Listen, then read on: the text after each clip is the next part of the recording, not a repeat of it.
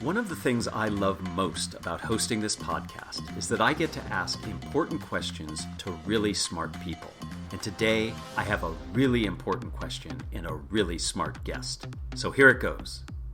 Will I ever need to wear pants again to work? Hello, I'm Matt Abrahams, and I teach strategic communication at Stanford Graduate School of Business. Welcome to Think Fast, Talk Smart, the podcast.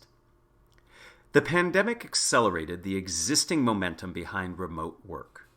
How will things change as we transition into a hybrid way of working, some at home and some in the office? Today, I am super excited to speak with Pamela Hinds. Pam is the Fortinet Founders Chair and Professor of Management Science and Engineering at Stanford, and she co-directs the Center on Work, Technology, and Organization. Pam's research looks at the effect of technology on teams, teamwork, and innovation by exploring issues of culture, language, identity, and conflict in promoting knowledge sharing and collaboration. Welcome, Pam. Thanks for being here. Oh, thank you. It's great to be here. Awesome. Let's go ahead and get started. You and others believe that the new normal of work will be hybrid. Can you explain what this looks like from your perspective, and what are some of the key tenets to successful hybrid work? Okay. Yeah, quite simply, hybrid means that some people will be working at home or in co-working centers, and others will be going into the office. And what that looks like, we really don't know yet, because it may mean that you've got some people that are always in the office, some people always at home, but it may also mean that you've got people who are in the office part of the time and at home part of the time, at co-working centers part of the time. It's really unclear how it's all going to look. Yeah, and some of that, I think it's exciting. We've learned during the pandemic that people can be quite productive working at home, but it also sounds like a whole layer of management and logistics have to be put in place to make this work. Yeah, absolutely. And you're right. I mean, most of the evidence is that most people were as or more productive during this sheltering in place experiment that we've done globally. And people don't necessarily want to go back to the office. And I think that it's going to be a big recruiting issue for organizations if they don't offer the kind of flexibility that employees have become accustomed to. So I think you asked, what some of the key tenets are. I think flexibility is going to be key.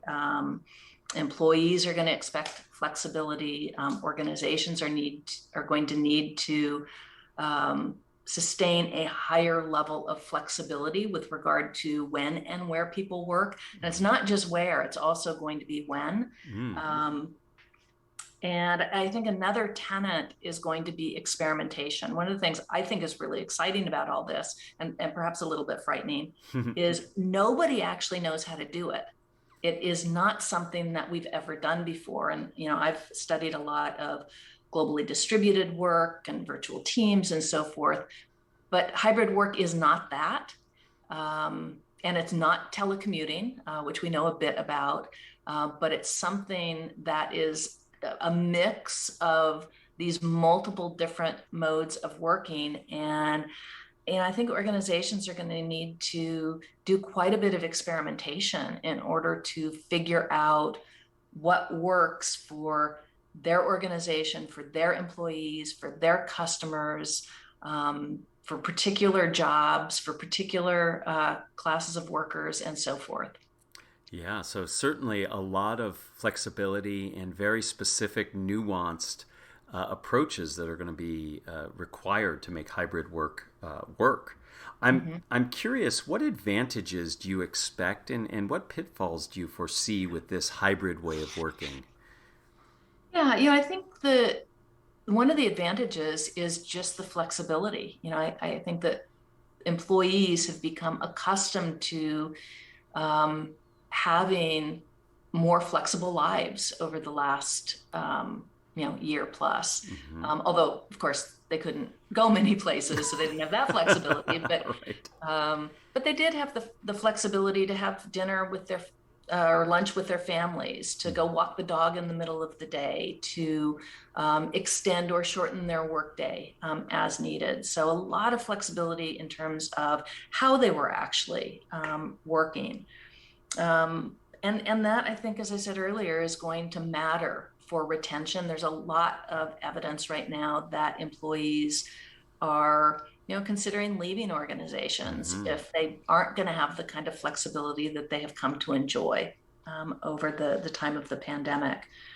There's also, of course, a number of pitfalls. One of the things that I worry the most about is that people who go into the office are going to have more benefits in a way than those who are not going into the office. They're going to have access to more information. They may have access to more mentoring, more access to the opportunity to connect with a broader set of individuals, to develop a stronger identification with the organization and so forth. And those are the kinds of things that happen when you are in a physical location that has all of those signals and symbols, and when you're with other people and have the opportunity to run into one another. And those that are working from home, it's going to be much tougher to keep them integrated. And it's been fine during the pandemic because everybody's been remote. And it's fine, there are these fully remote organizations, and it works fine for them too, because again, nobody's in the office. But once you have some in the office and some outside of the office, I think we're going to start to see some issues with equity and difficulties in people being able to stay connected and stay coordinated.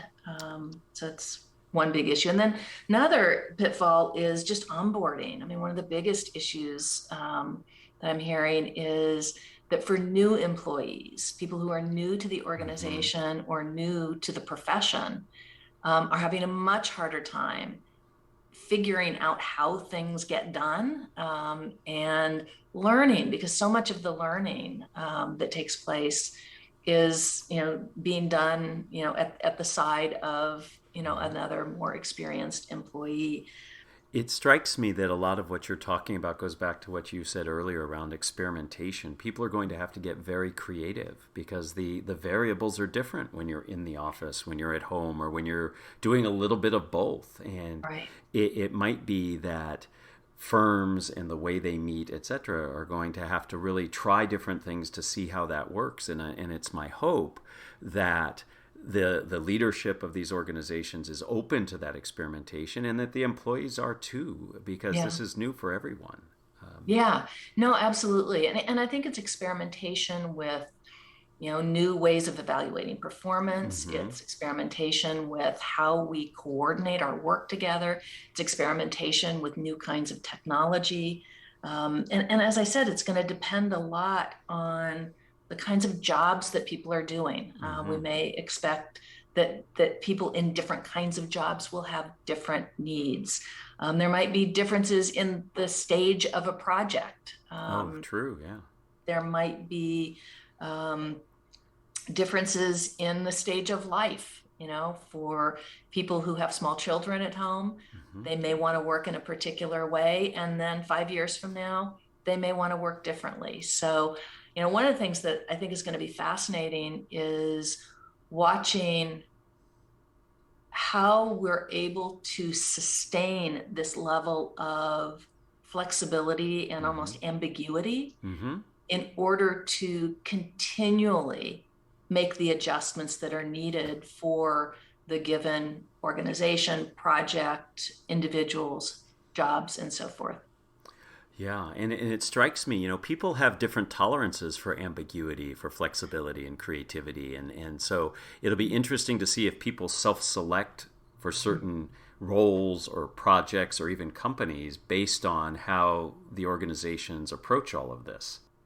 I'm not sure if you remember this, but I first met you 6 or 7 years ago when you were so kind to spend some time with me as I was initiating my GSB class on effective virtual communication.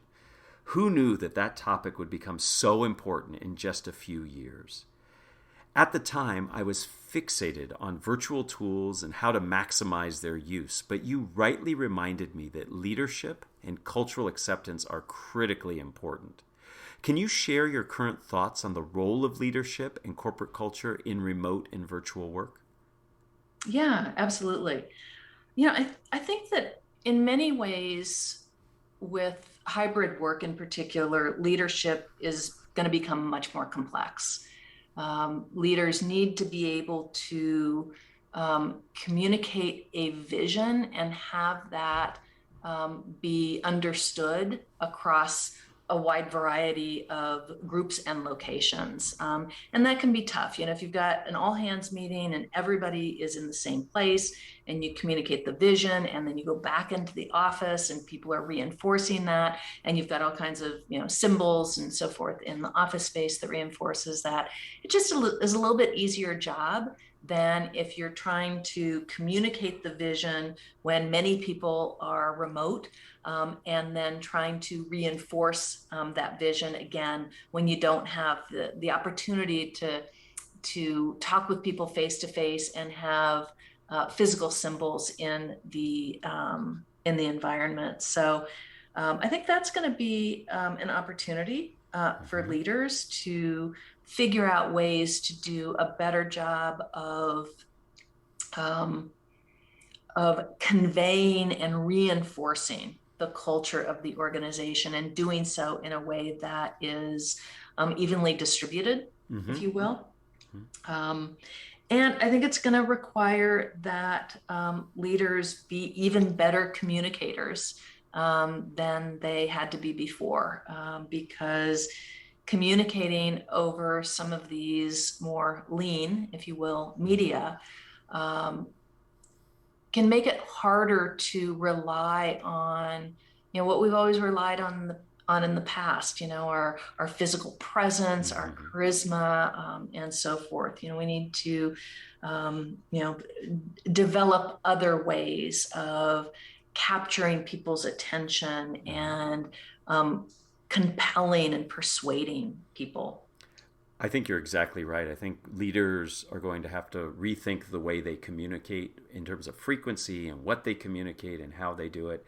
And I also think, based on what you said, that we have to re-envision what culture looks like. And maybe there are ways to package up parts of the culture and the mission and the vision that work better for remote, that work better in person or in a hybrid fashion. Just instead of thinking of culture and mission and vision as one big monolith, it might be that there are ways to package it differently depending on where the recipient is getting the information, if they're at home or if they're in the office. So I think that creativity and flexibility you mentioned earlier really will come to play. Before we end, I like to ask all of my guests the same 3 questions. I'm curious, are you willing to answer these questions? Yes. All right, then let's start. Question number 1.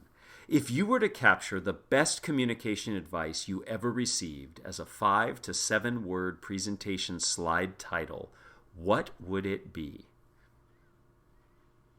I think it would have to be, it's not about you, it's about them.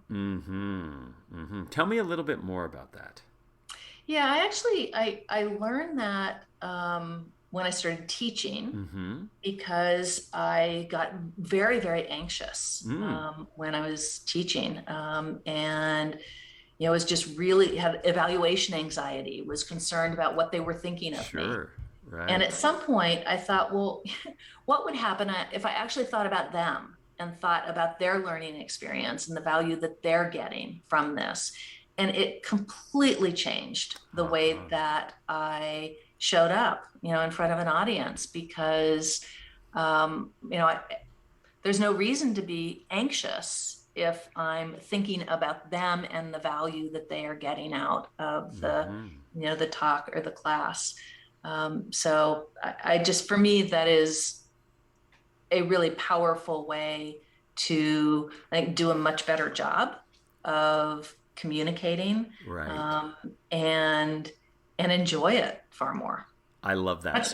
Much more fulfilling that way. Right. So being audience-centric not only takes pressure off of you, but it allows you to focus and be present, and ultimately helps you to improve the experience for you and for the audience, which is fantastic. Yep. So number 2, who is a communicator that you admire and why? Yeah, so the person that comes to mind is John Chambers, Mm-hmm.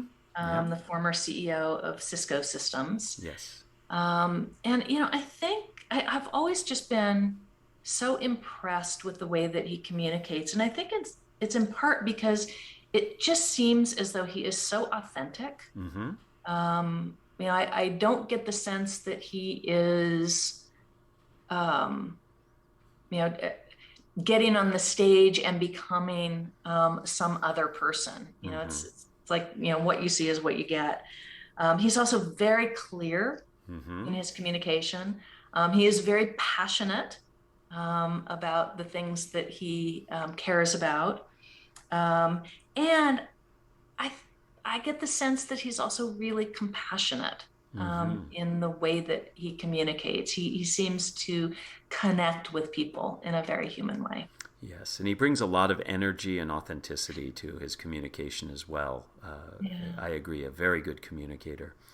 And the final question number 3, what are the first 3 ingredients that go into a successful communication recipe? Okay, I mean, for me, not surprisingly, some of them are going to be things we already talked about. Sure. So authenticity is really important to me, to just really come from a very grounded and authentic, transparent, open place. I think being engaging is really important. I'm still working on that one, but I think being engaging and having a story or a vision to help people connect with what it is I'm communicating. And I think it's really helpful to have explicit goals or objectives. What is it I'm trying to accomplish in this communication? And that's particularly true. Well, I guess it's true in any formal kind of communication, whether I'm teaching or leading a meeting or something along those lines. I want to structure things in a way that have a goal in mind and hopefully get us there. Right. I like your 3 ingredients because they cover 3 very important areas. There's the approach you have, there's the way you deliver the message, and then there's also the content and how it's focused and goal-driven. So very, very useful and practical advice there. Well, Pam, thank you so much for your time. Our topic today is incredibly timely. Many of us will be thinking about exploring and figuring out how to work in a hybrid environment. And thank you for sharing your suggestions and ideas about how to optimize our work globally and in this new hybrid way.